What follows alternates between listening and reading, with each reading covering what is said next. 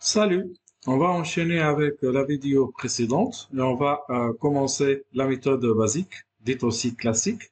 Une méthode classique, ça veut dire on va ajouter par exemple des colonnes, trois colonnes ou deux colonnes, ça va.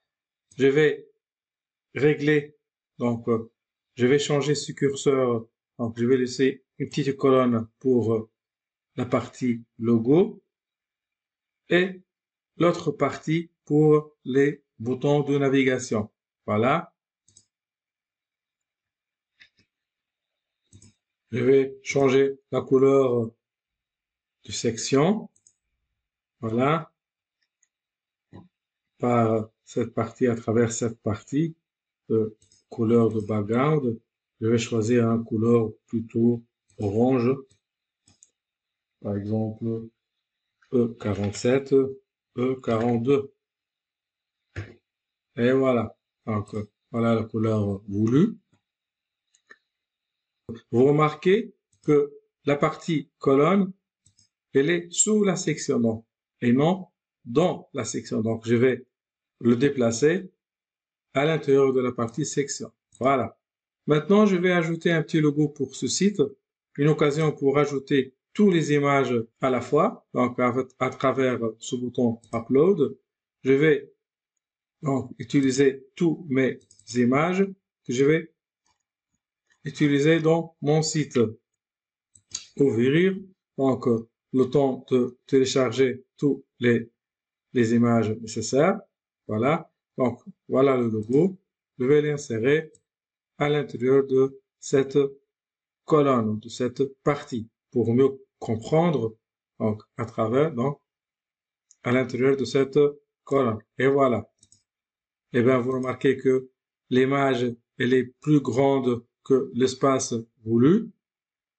Je vais redimensionner cette image à travers cet outil, donc, et voilà, minimiser un peu la colonne, parce qu'elle est un peu grande.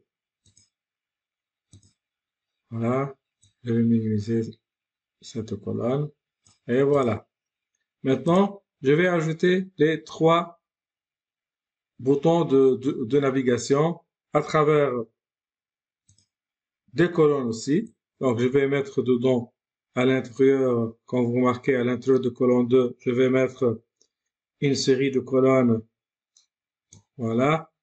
Et je vais choisir trois colonnes.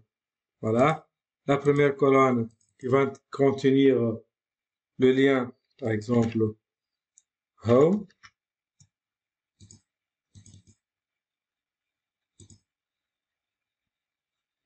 Donc, la première colonne, elle va contenir aussi un link. Donc, à l'intérieur de colonne 1. Voilà. Ce link, donc, un label home. Voilà. Un deuxième link à l'intérieur de colonne 2. Voilà. Qui s'appelle galerie. Et un troisième link à l'intérieur de colonne 3 qui s'appelle contact. Voilà. Maintenant, je vais ajouter les effets de passage de la souris. Donc, quand vous marquez, donc j'ai un label Home. Donc, je vais créer une classe qui s'appelle par exemple navigation. Et voilà. Donc, à l'intérieur de ce module ou cette classe, je vais personnaliser par exemple la typographie avec le size ou la couleur. Donc, je vais juste changer la couleur. Voilà, en blanc. Je vais changer la couleur en blanc, par exemple. Voilà, en blanc.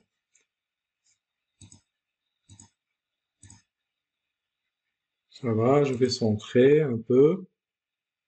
Donc, je ne veux pas de l'italique, donc c'est bon. Et je vais ajouter une autre classe. Donc, une fois, on passe la souris sur ce bouton de navigation.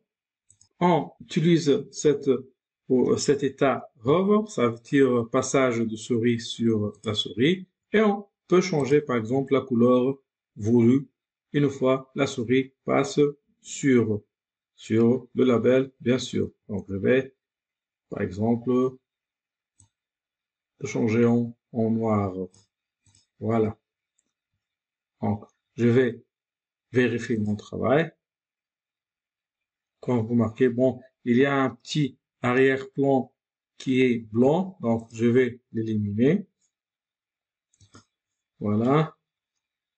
L'arrière-plan, donc je vais éliminer, donc, ou le mettre transparent. Voilà. Du white, du blanc. Voilà. Je vais mettre en gras, en couleur blanc. Voilà, c'est bon. Et une fois on passe à over, ça devient noir. Donc, non. Voilà. Voilà. Un bouton de navigation blanc. Et une fois on passe la souris, ça devient noir.